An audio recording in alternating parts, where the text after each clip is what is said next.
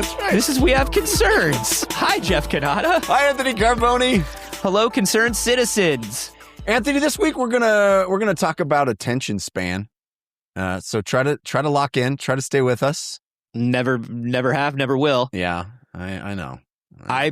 The amount of medications I take to be able to lock in, Yeah. and still, I wish one day, Jeff, They'd work Here, yes. I wish one day here, halfway through my life, that I would know the feeling of locking in.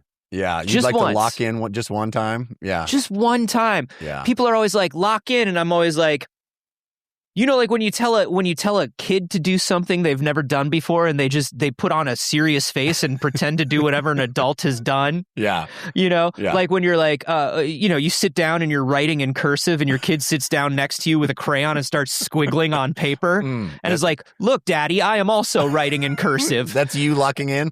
That's me locking in my entire life. Maybe That one tracks. day I'll lock in. Hopefully, maybe today you'll tell me something that will help me lock in. I hope so. This is going to be, I think this is a pretty interesting article. This was submitted on our Discord by Z Synergy Mansfield. Head on over to that Discord if you dare. Patreon.com/We Have Concerns. So cool. So many cool folks over there. So many cool articles. This article is on nature.com, was written by David Adam. And it is kind of a breakdown of the current state of attention span. Are you one of those people that thinks that in this modern age of ours, with our cellular telephones and our constant beepings and bloopings, that we're losing our attention spans that has been diminished in the last 20, 30 years? I am somebody who believes that, there was this maybe about like 10, 15 years ago when the internet started really, really becoming a daily part, and social media and mobile phones started becoming a huge part of our lives. There's a book by Nicholas Carr called The Shallows, which was all about human attention span throughout history and now in sort of the age that we're in. I like the song that book is based on. In the shallows. Is that Stars Born? Yeah. Mm-hmm. Yeah. It's a good. Yeah, one. that's a Rocket Raccoon. sings that Rocket one. Raccoon sings that. That's right. Yeah. Yeah. And Jor-El. Yeah. The conclusion that Nicholas Carr came to, that I sort of believe in, is that I think our attention span is probably unchanged, but we are being poked at while we are trying to pay attention, right? Like, It's not that we're not able to pay attention anymore. If you were able to get everyone and everything to just shut the fuck up for 5 minutes, you could probably pay attention just as well as anyone else throughout time. Well, you've hit the nail on the head. This is what we're going to dive into, and you basically, said the whole thing. All right. Well, good night, thanks for everybody. listening. Guess what? I just locked in for the first time in my life. Oh, you locked right in. Actually, you made it so you don't have to lock in. You're like, I said it, so now I can ignore the rest. That's the trick. That's the trick. That's the true trick of the ADHD gifted child. Can I get around the work by getting to the conclusion? Yeah. Let me just hop over this part and get right to the end.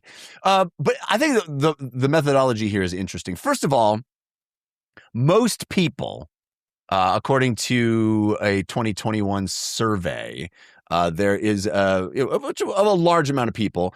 Most people believe that our attention spans are diminished in recent times, and specifically the attention spans of young people.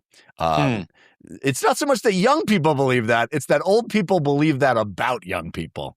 Sure, since the dawn of time. Right, exactly. Since the dawn, in ancient Rome, there was a real worry that the written word was going to destroy people's brain. Oh, yeah. Oh, my God. I saw that going around on social media recently. It was a distraction that I got. But no, there's an article from, I don't even know what year, but, early 20th century of, saying, don't let your kids read before bed because it'll warp their minds. All I want is my kids to read before bed. Oh, no. If you read before bed, it just screws you up. The kids, it makes their mind race, and it screws up their memories. Yeah. That's the thing, is they genuinely believed, like back in the day, like, oh, you got to read to remember something. Reading. Shortcut. Yeah. Old Shortcut McGee over here. Don't let doesn't know the oral history of our entire village going back thousands of years. That's right. You don't want to read before bed because it'll make you incapable of getting up and doing all the chores on the farm that you need to do. You know what I mean? That's right. Are you telling me that you can't sing to me the song of our people? That's literally the whole point. It's more about labor. It's like, don't fill your head with all these ideas. It'll get in the way of all that hard work we're expecting of the children. Yeah. Ew, gross. They're thinking and not plowing. Yeah. There's also a very famous 2015 marketing report that was done by Microsoft Canada. Would you say it's the most famous 2015 marketing report? It's always hard to rank your favorite 2015 marketing reports. Out of all the 2015 marketing reports, is this the most important one? Is this the most famous one? Hard to say. What I rank all of the marketing reports in 2015 from best to worst. Now, I'm a big fan of the original trilogy. Sure. I put them right there at the top. I put the Microsoft marketing report on the feasibility of the e-reader. Yeah. I have the Microsoft marketing report on the future of digital gaming. And then I have the Microsoft marketing report on interfaces in the upcoming Windows 11. Yeah, those are my top 3 marketing reports. Yeah, no, in 2015 by Microsoft. Microsoft. Hard to argue with that ranking. By the way, do you like the Microsoft marketing report universe better or the Lord of the Rings cinematic universe better? Well, one is about the dangers of having one item to rule them all, and the other is Lord of the Rings. Hey, folks. You should come here for all your social commentary. Because we got it. Oh, hey, by the way, if you want to hear me do a run, if you want to hear us do a run, ladies and gentlemen, this is Microsoft Canada. Not just Microsoft Canada, which of course, Microsoft Canada made they didn't make the Xbox, they made the Xbooks. That's right. So what was the report about? Microsoft Canada, Anthony, they didn't make Copilot as their AI. They made Copolite. That's right. And what was their process when they made it? Microsoft Canada, Anthony. Canada, they didn't make Windows XP. They made Windows X, please. Give me one more. Hey, Anthony, Microsoft Canada didn't make Azure. They made Hoser. All right, I got one last one. One last one. Microsoft Canada, Anthony, bring it home, baby. Microsoft Canada, they didn't make their spreadsheet software isn't Excel. No. It's X hockey stick. Excel. It's a thinker. X hockey stick. Because a hockey stick looks like an L. Oh. an almost historic run, I'd say. An almost historic run. Anyway, this marketing report from 2015 claimed that the average human attention span fell from 12 seconds in the year 2000, which is, that's where it started. Our high watermark, down to 8 seconds in 2013. And they claimed that was shorter than the goldfish's average attention span, which was reported to be 9 seconds. Based on what? And again, on what? All of this is, as we like to say in the parlance of science, horse shit. Because tell me the methodology of this. Where does the 12 seconds come from? Where does the 8 seconds come from? And where does the goldfish number come from? Microsoft's not running tests on goldfish. Yeah, that goldfish thing is apocryphal because goldfish, there's absolutely no evidence that goldfish even have particularly short attention spans. In fact, there are some studies that show that goldfish retain information for months. So, that whole thing about the goldfish is apocryphal. I told you about my fish that I had once, Brienne of Tarth, who would do tricks and swim through hoops and stuff for me. Yeah. Did I tell you? I taught her all kinds of tricks. Yeah. Fish is smart, dog. Fish pay attention. Unfortunately, she fell in love with that attractive guy who had sex with his sister, and it all went downhill from there.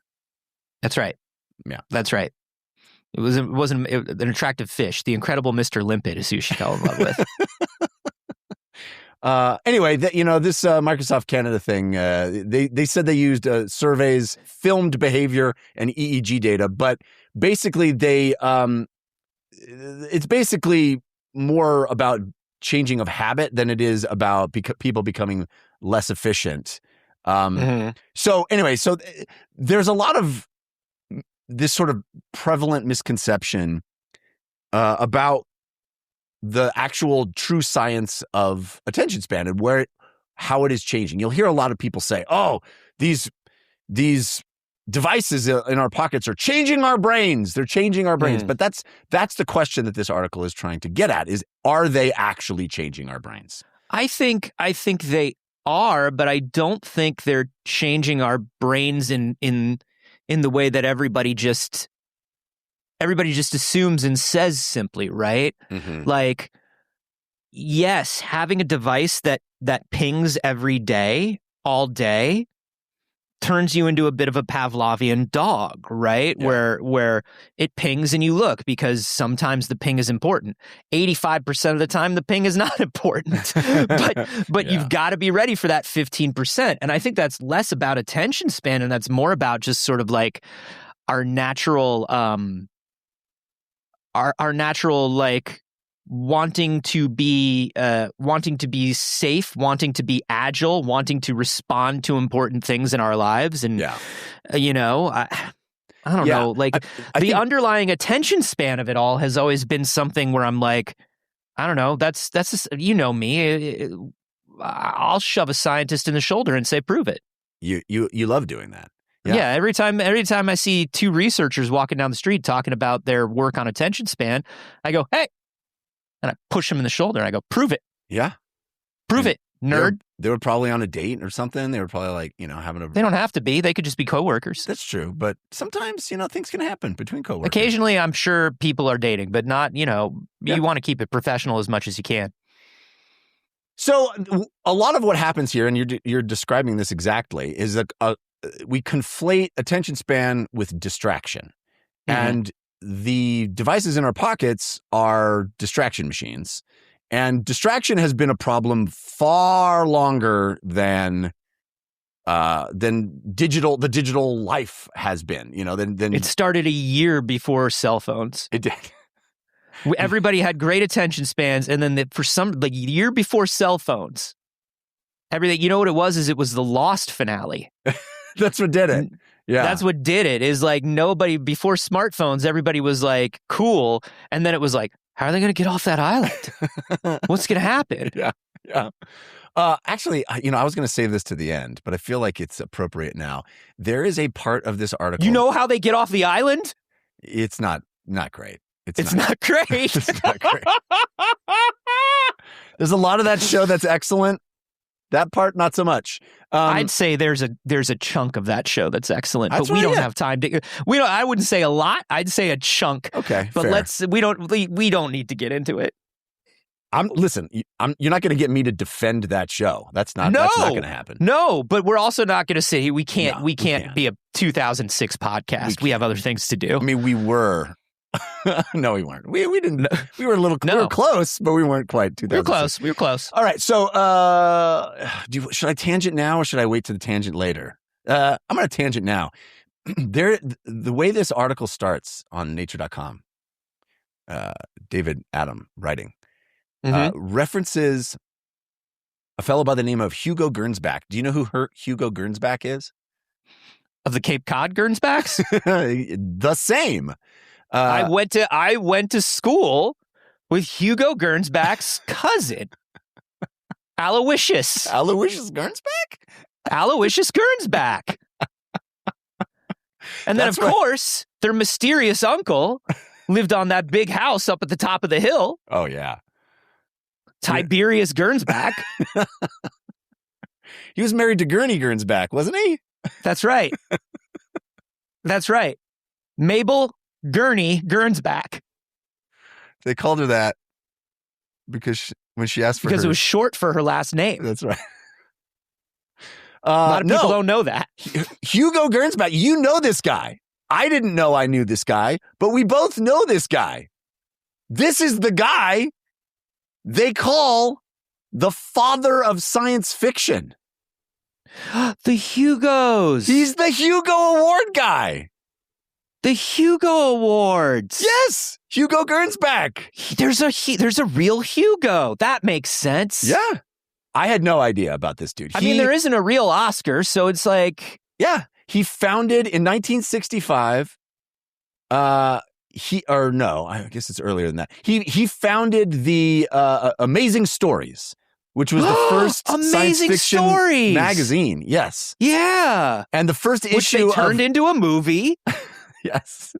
Starring It was Steven an anthology Spielberg. movie that was based on the stories from the magazine. The first issue of that magazine had stories by H.G. Wells, Jules Verne, and Hugo Gernsback. Hugo Gernsback, the most famous of them all. Yeah. He evidently was a notorious sleazeball. Hell yeah, dude. He said, this is a quote on his Wikipedia page.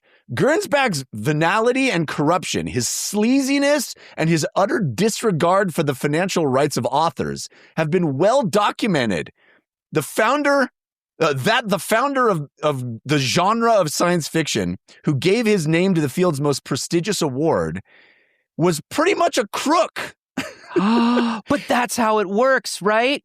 That's how it works. You get these people who are like, they've got these terrible reputations or whatever. Yeah. And then it's like, oh, well, I'll start a charity or I'll start a humanitarian award or So Hugo Gernsback started the Hugo Awards because he's like, see, I care about authors.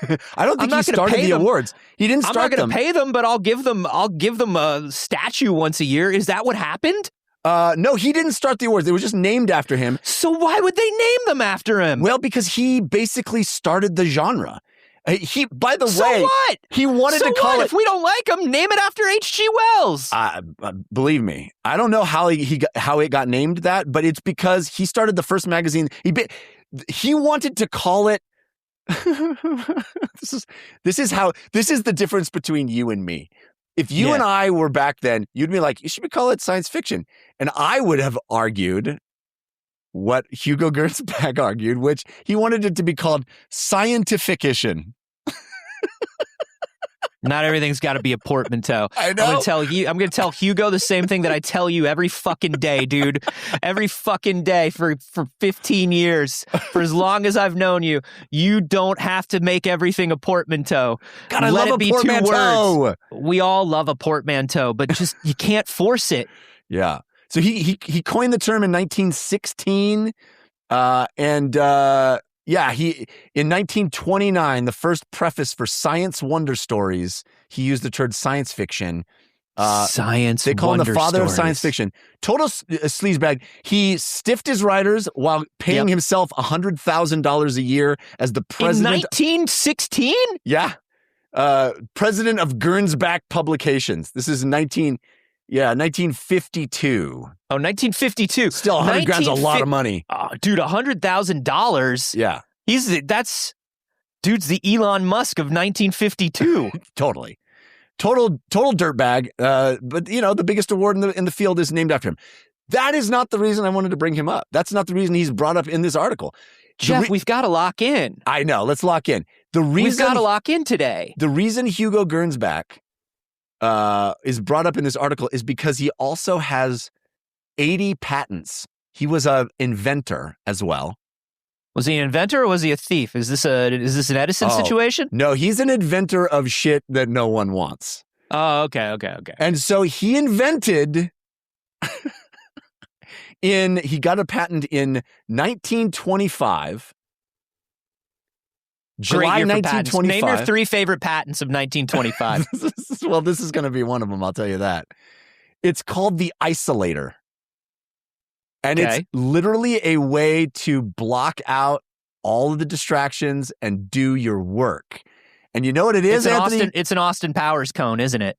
It is way better than an Austin. This is a diving bell for working. It is a wooden helmet.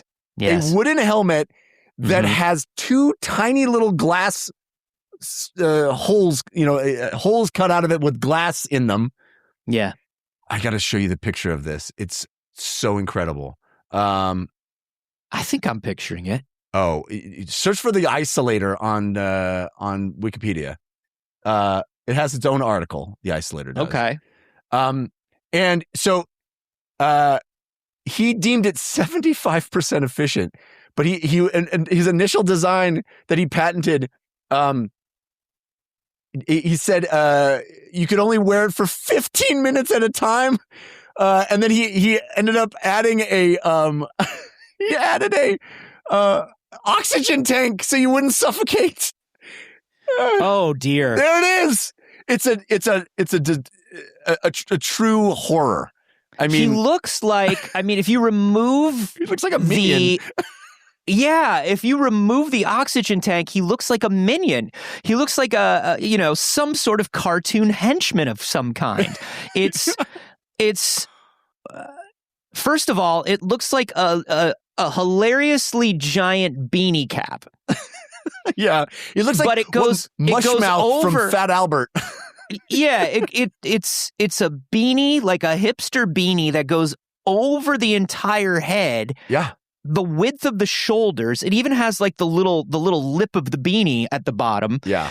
But then the two pieces of glass, I was picturing 2 large windows. No. They're cartoon eyeballs. Yeah, they're tiny. Yeah. And it looks and then horrible. In the front is literally just like a little hole. It looks like a Furby face. It's got 2 eyes and then a little round nose. And then out of the little round nose, which would be the Furby beak, is a place to connect your oxygen tank to do your work at your desk. Which to me is like, hey, Hugo, just like you've got $100,000 in 1952 or 25 or whatever it is, just tell your assistant not to let anyone in. Yeah, I guess. That feels like cut out all the distractions. He said it was only 75% efficient, and then he had a new design that was 90 to 95% efficient, but you can only work for 15 minutes. That is made out of wood. Can you imagine how heavy that must be? That's so wild. And then he covered it in fabric? That's crazy. So also he said, on his desk, I want to say, like, you can see, like, over on his desk, he's got one of those things that lets you see pictures in 3D. Oh, yeah. From the early 1900s. Yeah, Viewmatic or whatever they're called. Yeah, where you've got like the 2 pictures, one for each eye. He's got one of those over there. He's got a bunch of let me tell you something. If you want to know what to get Hugo Gernsback for Father's Day, he wants a desk toy. He wants an executive desk toy. Yeah, he loves them. He said that the isolator in 1925, he said an isolator was a great investment. It had disappeared by 1926. Only 11 of them were created. Can't imagine why. All right. So as far back as then, my point and the point of this article is that people were concerned about keeping out distractions, right? 1925, this guy's like, there's too many distractions. I got all these desk toys. There's probably children around at some place, a dog barking down the street. Sure. It's a problem. There's dogs in the street in 1925. This is constantly. Oh yeah, it's because you threw your trash out the window. That's right. All right. So tangent achieved. Okay. Hey, how do we tangent to your tangent? Uh-huh. Here on the day when we lock in. Lock-in day. It's lock-in day, everybody. There was a 2017 invention based on the isolator called Whoa. the Helm Phone. Oh, the Helm Phone. It looks like a big football helmet. It does look like a big football helmet. It's equipped with a microphone, Bluetooth connection, and a camera. Sure. And you have virtual meetings in the Helm Phone. I guess it is Helm Phone. Phone. Yeah. Yeah. Really lock in there. Hugo's his legacy lives on not just. Oh, there's a Batman version. Did you see that go by? There was yeah. He came up with a bunch of different mock-ups. Little Batman ears on it. You'd be have a little whimsical one. All right. So how do we measure attention span? Well, one of the ways we do it in the laboratory is we get volunteers, very poorly paid volunteers, to do extremely tedious tasks. Right. And one of them, the most famous of them, is called the D2 task. The Mighty Ducks? Yeah. Yes. You get Emilio Estevez to come in, and you can ask him, how many Emilio Estevez movies can you name? And people only can do D2, and that's it. That's the only one you can do. Because it's the best one. Best one. No, the D2 task is really ridiculous. It's lowercase d's and lowercase p's. So, basically like inverted of each other. And they have little slash marks either above and below them. And it's just a page full of that. And you're only supposed to circle the lowercase d that have slash marks below it. Okay. Page after page after page. So it's just tedium. Right. Because it's like, it's hard to distinguish. You have to really focus in order to distinguish between the D and the P and the slashes above and below. And there's one slash or two slashes. So it's basically Severance, like the job at Severance is what we're asking people to do. We're macro data refining. Yeah, exactly. And we've actually we've conducted D2 tests for decades. This is a known test that has been done for decades. And there was a meta-analysis of D2 tests in 2024 that compiled 21,000 people's D2 tests from 32 countries between 1990 and 2021. Okay. And the results were, there's the D2 test. Look at that. That is just, I'm getting a headache just looking at it. This sucks. Sucks, right? 21,000 people from 1990 to 2021 had to do that crap. And they showed that over that period of time, there's basically no difference in how children scored on the D2 test. Okay. And for adults, there's actually a slight improvement over time. So if you're using that as your metric for attention span, focused attention on something really hard that you actually have to focus on to accomplish, adults are actually getting a little better. Children are getting no worse. So that's kind of... So more TikTok. More TikTok. More TikTok. More TikTok. Well, here's the problem. Shorter TikToks and more of them.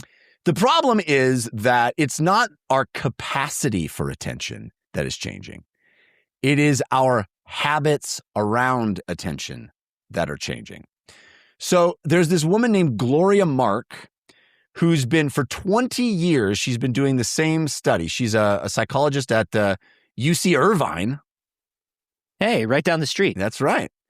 And she has been basically monitoring attention spans for people at work in the office environment. Yeah, that kind of office.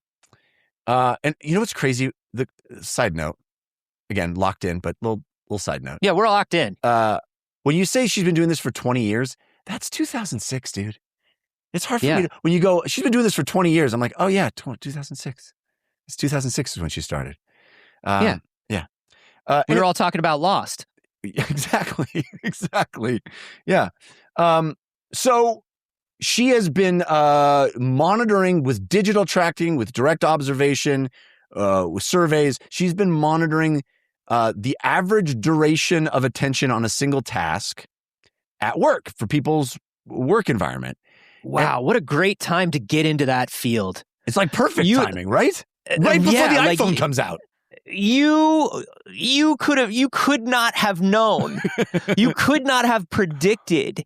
I mean, the iPhone, social media, streaming media, it was all starting right then. Yeah. Oh, if you were going to look at the breakdown of the human mind, She picked the right year, baby. Oh, she got in. Yeah. She got in good. Some of it, they say some of it is, is picking a job you love. Some of it is picking a job that is known to have, a need for people. Yeah. But some of it, Jeff, some of success is just right place, right time. Serendipity, baby. Yeah. That's right. She just did it. Or maybe she found a weird hatch on an island and went back in time and that could have been it too. She was like, why do we keep putting these numbers into this computer? That's right. Just let it go. Anyway, so she says that in 2006 when she started, workers spent about 2.5 minutes on average on a dedicated screen task before switching. By switching to what? Snood? It was 2006, right? Probably right. Snood. Yeah. Before they, put on Winamp. Yeah. I don't know. Before they downloaded some stuff on Napster. I don't know. Yeah. Yeah. By 2010, this was down to about 75 seconds. And in the early 2020s, down to about 47 seconds. Wow. Yeah. Wow. Because there's other stuff coming in now. That's right. Well, there's other stuff coming in all the time. This isn't even like switching away from work, or it's just like changing from one tab to another, checking your email. It's you could still even be doing work, quote unquote. Yeah. It's just switching from one thing to another thing, which, as we know, is the biggest impediment to sustained productivity is right. Just switching tracks, because then you have to sort of rev back up. We talked about this before.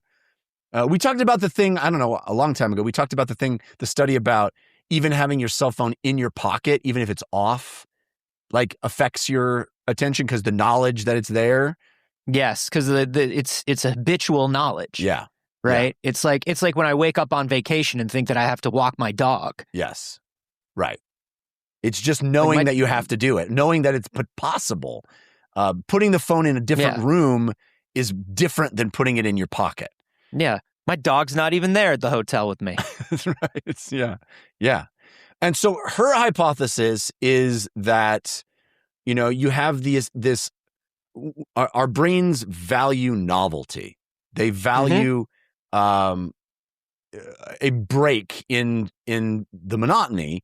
And so just having the ability to switch between these, even if you're at work and you got to do the TPS reports, but maybe there's an email from a different department that you've been waiting on. Let's check that. It's not even that you're not working. It's not that you're tabbing over to Pornhub.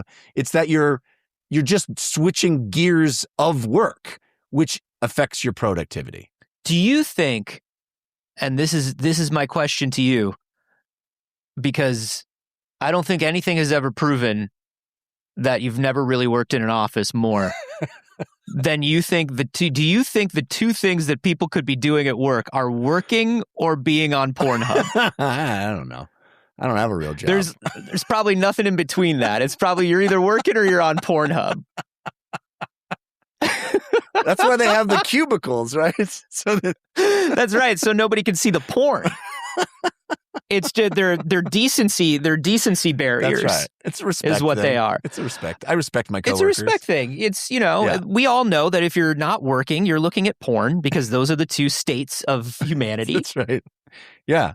So, there's all these studies referenced here as well about how, it's hard if you hear, to focus if you hear a baby crying or a dog barking or horns honking, or like external distractions are difficult to work through. But she says that people are as likely to self-interrupt as they are to be interrupted. And that, baby, tell me all about it. Yeah. Go ahead, Doc. Sing me a song. But that doesn't prove that our brains are actually changing. It just means that our habits around them are changing, that we have access to more novel types of distraction. Yeah. And I guess the question that comes in then is, if it's functionally no different than having a shorter attention span, are we splitting hairs? Right? That was my question as well. And I think the difference is the hair that we're splitting is there's no cognitive impairment. There's nothing preventing you from having a longer attention span. Your brain isn't actually changing. If you decide to change the habit or create a circumstance where the distractions are minimized, then you can actually sustain your attention for longer. You can get it back. But I guess my thing is if it is a habit and it's an ingrained habit, we're talking about two different root causes for essentially the same behavior. Yeah, but this article gets to some strategies for how to combat the habit.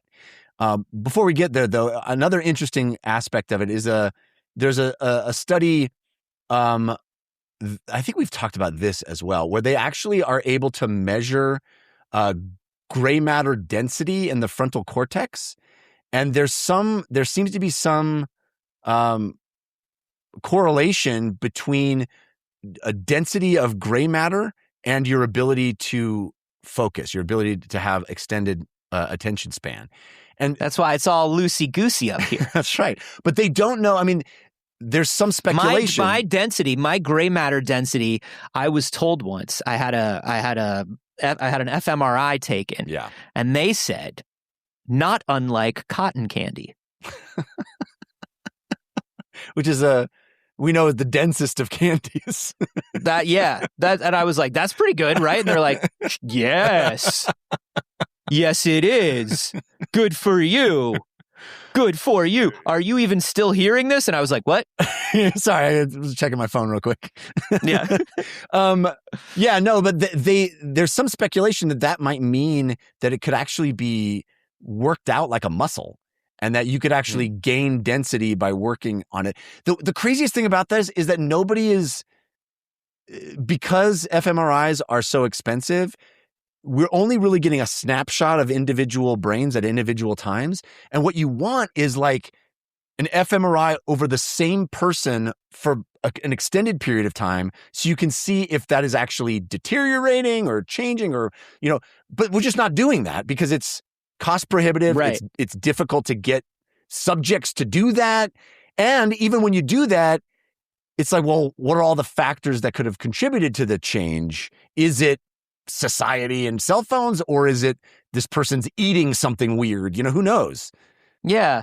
It's not easy. It's also not easy to walk around with an fMRI on your head. No, not easy. No, you look like Doc Brown in that one scene with the strainer on his head, That's right. Yeah. You got to wheel around the cart with you and stuff. Yeah.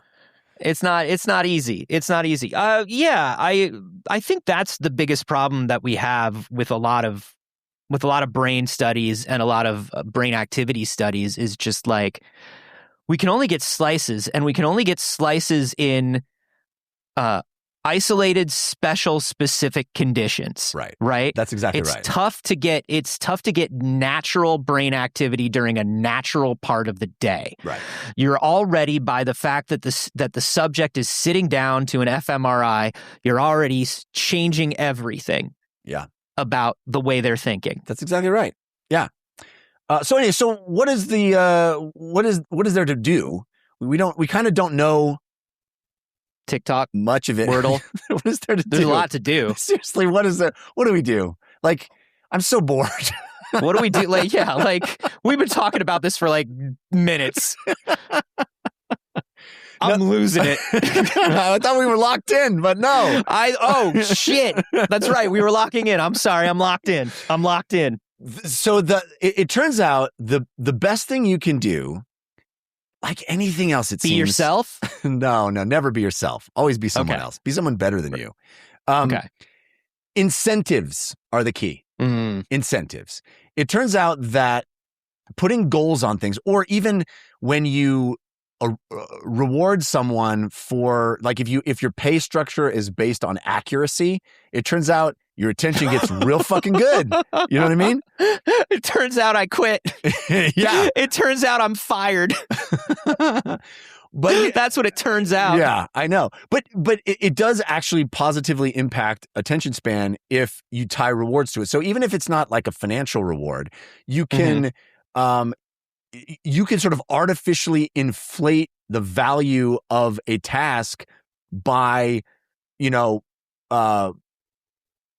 creating accountability, creating competition, creating like any kind of goal structure that includes, that forces you to actually prioritize attention will actually work. Yeah. There's a thing with ADHD where the most motivating thing is a deadline. Yeah. And it has to be a real deadline. It can't be a deadline that you set for yourself, because that's not real. Mm-hmm. And it's very interesting because it's really the only thing that works for me. Last week I had to go and I was working on a gig that was out of town. I had to leave home for a couple days. And knowing that I had to leave home the next day, all of a sudden my ADHD was like, here are all the things we have to get done. Yeah. Yeah. And we got to do them. We got to do them immediately. Because there was no changing that. There's no way for you to go, maybe I'm not leaving home tomorrow. Right. It's happening. So it has to happen. It has to happen. But the thing that sucks about ADHD is that's negative incentivizing. Yeah. Yeah. And negative incentivizing is really the only kind of incentivizing that works for me. I can't promise myself a little treat at the end of the day. I can't promise for me, it just doesn't work because it feels false. It has to be, somebody else has to be dependent on me. That's interesting. It has to be an external thing that I have no control over. Because you'll always let yourself down. Yeah, like that's easy. That's fine. Yeah. Like that's just me. Like I can always renegotiate with me. Yeah. You know what I mean? Yeah. I can always be like, sorry, me. Let's just pick it back up and do it again from one, me. Yeah. There was even a period of time where there were those apps that were popular where if you don't do something on time, it would like take money from you and give it to charity, or take money from you. You remember those? Or tweet out your weight to everybody or whatever it was. Yeah. Like all that stuff. Yeah. Yeah. And buddy, I just gave a lot of money to charity. That's what happened.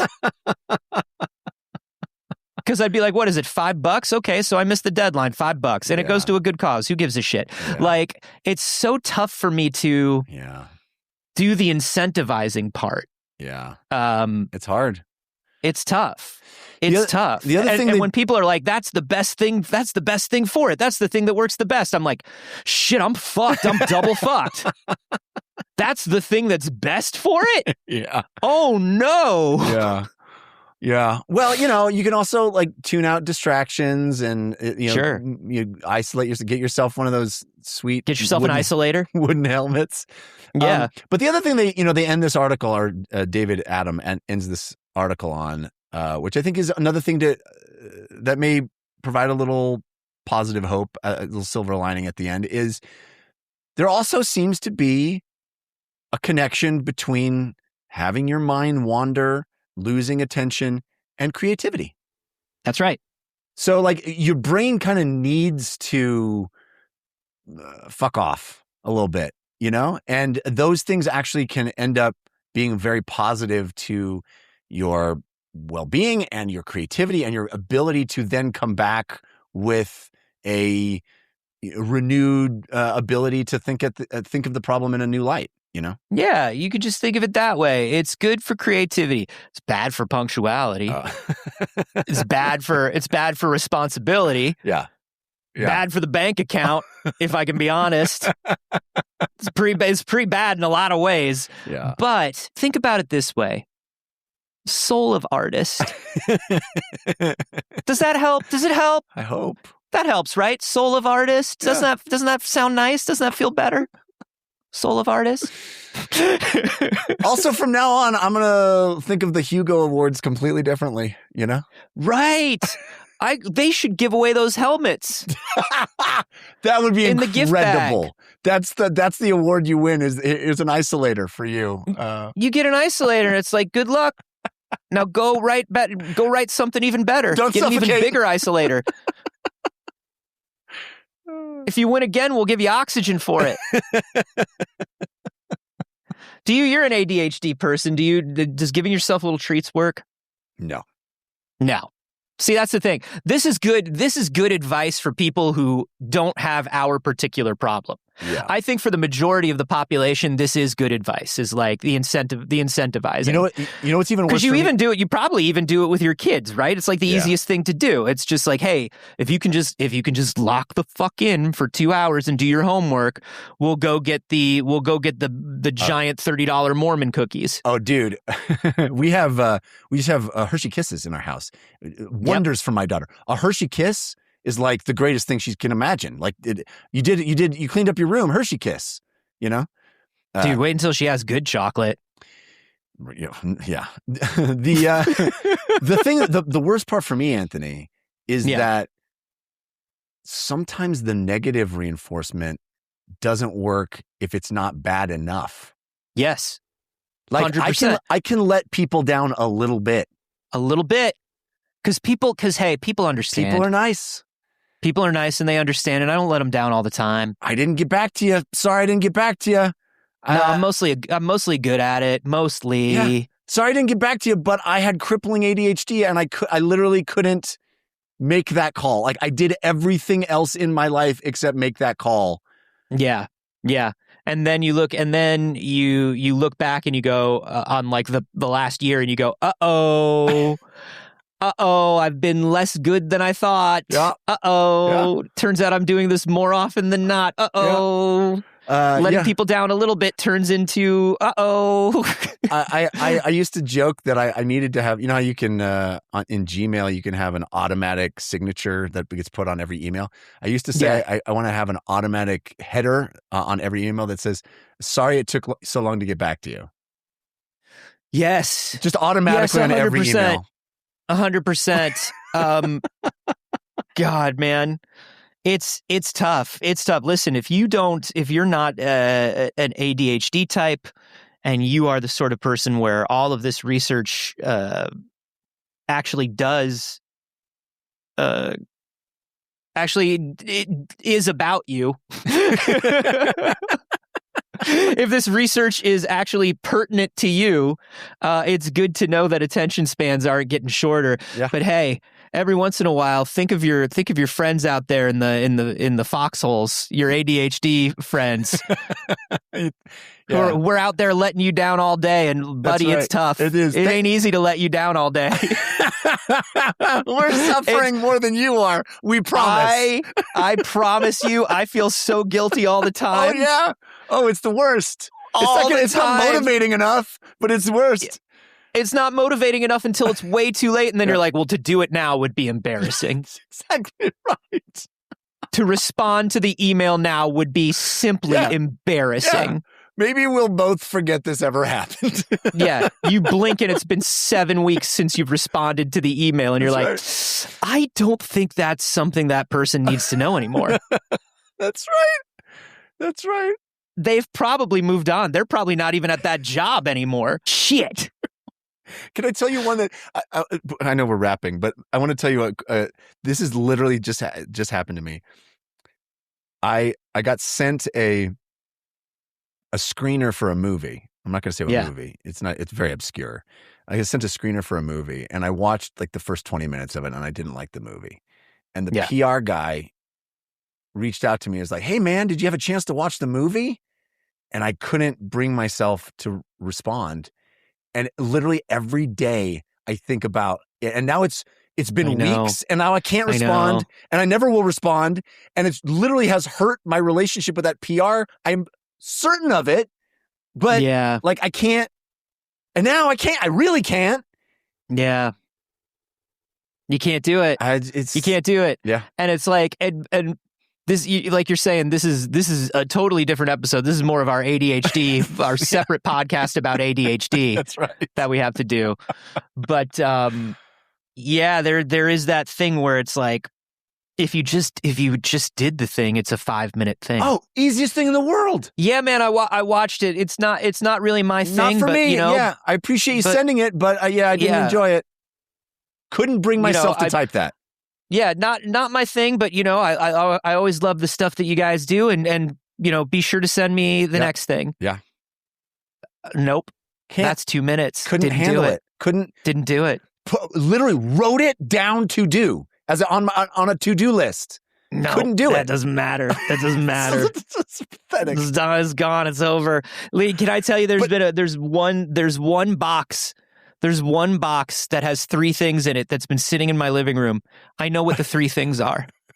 I know where they go. There's a place for the 3 things. Yeah. And I always look at the box and I go, it's not box time. It's not box time right now. Box time is later. That's right. But the craziest thing is how much effort and stress it takes up. It I can see the box from the couch while I'm watching TV. And you hate it, right? You hate that it's still there, but you can't bring yourself to do it. It's 3 things in a box. I can tell you what they are. What is wrong with us, man?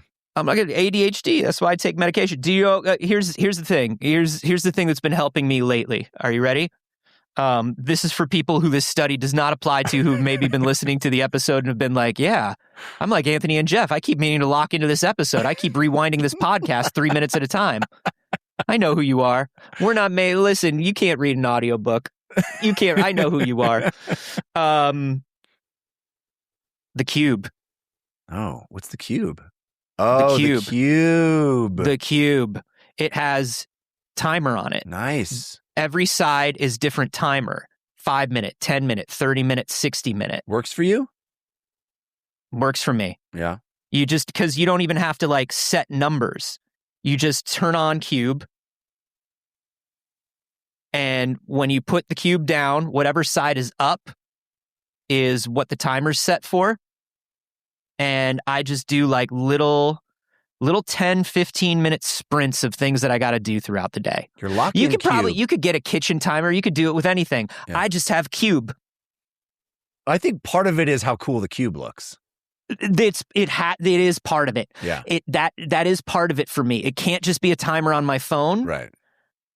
Must be Cube. Has to be cool. Cube. Yeah. The Cube is physical thing. Yeah. Cube is separate from phone. Right. Cube go on table. Cube start.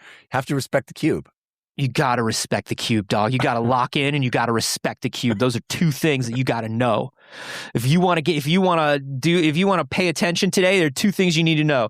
You got to lock the fuck in and you got to respect the fucking Cube, dog. I hope we've helped some people here today. I feel like I've only just disappointed myself. Yeah. Well, that's par for the course. That's par for the course. So we hope that we've helped you, because we have definitely disappointed ourselves by thinking about our true natures. And you should never do that. Never. But you can help us by becoming patrons to We Have Concerns by going to patreon.com/We Have Concerns. If there is any part of this that was interesting or useful, maybe throw a little value our way. Just $1 a month gets you access to the Discord, where cool folks are posting stories like this and others that we don't have time to do on the show, but they're still cool and interesting. And for more than $1 a month, you get even more cool things. Q&As. That's right. You could get bonus episodes. You get early episodes. You get video versions of the episodes. You get everybody's getting cubes. That's not true.